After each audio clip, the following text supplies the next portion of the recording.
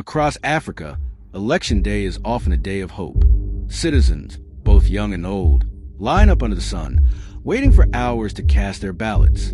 For many, it is not just about voting. It is about dignity, about having a voice in the destiny of their nation. But behind this public display of democracy lies a troubling reality, one that repeats itself across many countries on the continent. The systematic rigging of elections, the manipulation of electoral outcomes in Africa, is not new. From the early years of independence, political elites discovered that controlling elections was the surest way to control power. And so, rather than elections becoming tools of democracy, they became instruments of political survival. Rigging often begins long before the first ballot is cast. The voter register itself may already be flawed. Names of legitimate voters are missing, while ghost voters, fictitious names and identities, find their way into the register. In rural areas where illiteracy is higher, the manipulation is often more blatant. Communities may be pressured to vote as a bloc, with promises of development projects or threats of neglect if they fail to comply. On Election Day, ballot stuffing remains one of the most common tricks. Boxes are filled before polling stations even open, sometimes in collusion with corrupt officials. In some cases, entire polling units record 100% voter turnout, with every single vote going to one candidate, a statistical impossibility, yet reported as fact. Another method is voter suppression. Polling stations open hours late, frustrating citizens who cannot wait under the hot sun. Others close early, denying people their chance to vote. Security forces are sometimes deployed not to protect the process, but to intimidate and scare off opposition supporters. In extreme cases, violence is used, ballot snatching, physical assault, even deaths, all in pursuit of power. But perhaps the most sophisticated manipulation happens after the polls close. At the collation centers, figures begin to change. Votes recorded at the polling unit may not be the same by the time they reach the central database. Local tallies are altered, result sheets are forged, and numbers are inflated or deflated depending on who is favored.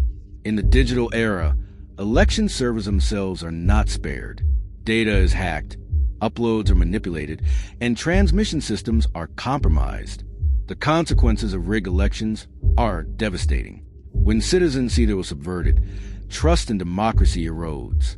Voter apathy grows. People begin to wonder if their votes even matter. This disillusionment often spills into the streets. Protests, clashes, sometimes outright violence. Elections that should unite a nation instead deepen its divisions.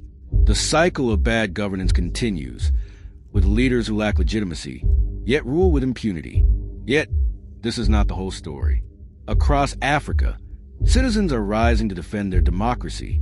Civil society groups have become watchdogs, deploying observers to polling units, documenting irregularities and broadcasting them to the world. Technology has also become a tool of resistance. Mobile phones capture real-time events. Social media exposes fraud, and transparency platforms allow results to be tracked from polling stations to collation centers. In some countries, reforms have started to take shape. Independent electoral commissions are being strengthened, judiciary bodies are beginning to assert themselves, and international observers are applying pressure for fairness. Young Africans, especially, are refusing to remain silent.